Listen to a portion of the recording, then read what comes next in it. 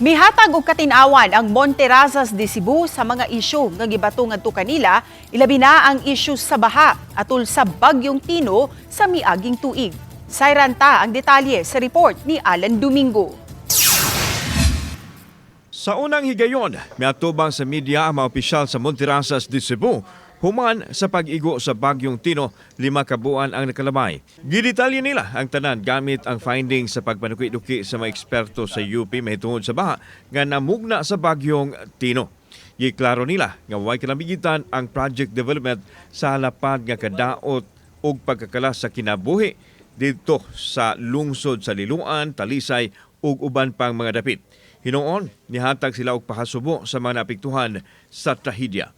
The study confirmed that Monterrazas de Cebu sits within Guadalupe and Tinalumsan watersheds.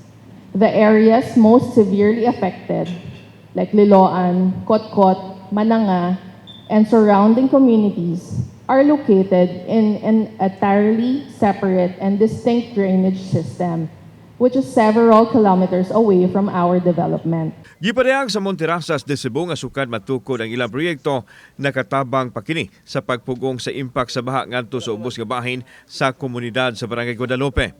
Diin 12 ka retention pond ang unang gi-require kanila, gihimo nila kining 18 ka ponds nga maoy magamit sa pagsalud sa tubig. Naayom-ayom na usab nila ang retention pond nga nagawa atol sa bagyo nga unang gisita sa Department of Environment and Natural Resources. Human sa bagyong Tino, gidugangan nila og 5 nga nahimo na karon nga 23 ka retention ponds ang anaa sa ilahang project sites. Kini usa lang ni sa catchment area dinhi sa naasoy nga development diin ang ubos niini ang ilahang retention pond. Kini ato nga nakita karon dinhi magpundo ang tubig aron sigurado nga dili mo dagayday ngadto sa ubos nga bahin. But as of now, we already have added 5 more. And then we will continue to assess on the project, and then we will continue to collaborate with other agencies. Gipaniguro sa Monterrazas de Cebu nga compliant sila sa mga gipangayo sa gamhanan aron masiguro ang kaluwasan di lang sa ilahang mga residente kundi apil na sa mga silingang komunidad. Gihangop nila ang paglibkas sa Cebu City Council sa ceased and desist order diin hinay-hinay na usab sila nga makapadayon sa ilang proyekto. Una na gitahod ni Mayor Nestor Archival ang desisyon sa Konseho sa Dakbayan. Tumana o unsay mga corrective measures para sa ingon makapadayon gihapon sila sa ilahang proyekto sa Monterrazas. The same is true with the City Council.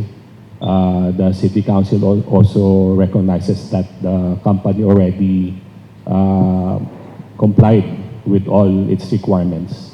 Anaa pa sa 50 ngadto sa 60% nga natrabaho ang ilang mga proyekto. Samtang itataw sa management sa Monterrazas de Cebu ang posibleng legal action sa mga nagpakatap sa gihulagway nilang sayop ng impormasyon sa social media aron mapanalipdan nila ang integridad sa ilang kumpanya. For those who had spread malicious intent, of course, we are carefully reviewing this.